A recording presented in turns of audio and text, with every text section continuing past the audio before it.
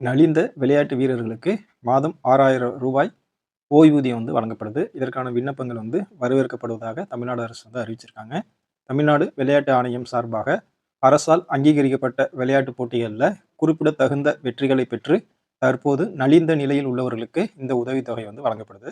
சர்வதேச அல்லது தேசிய அளவிலான முதல் 3 இடங்களை பெற்றவர்கள் அல்லது பங்கேற்றவர்கள் இந்த உதவித்தொகைக்கு விண்ணப்பிக்கலாம். இந்திய ஒலிம்பிக் சங்கத்தினால் அங்கீகரிக்கப்பட்ட தேசிய சம்மேளனங்களால் நடத்தப்பட்ட போட்டிகளில் தேசிய சர்வதேச அளவில் முதல் 3 இடங்களை பெற்றவர்கள் அல்லது போட்டியில் பங்கேற்றவர்கள் இந்த ஓய்வூதியத்துக்கு விண்ணப்பிக்கலாம். ஏப்ரல் 2025 அன்று 58 வயது பூர்த்தி அடைந்தவர்கள் இதற்கான தகுதியானவர்கள் அப்படின்னு அறிவிச்சிருக்காங்க.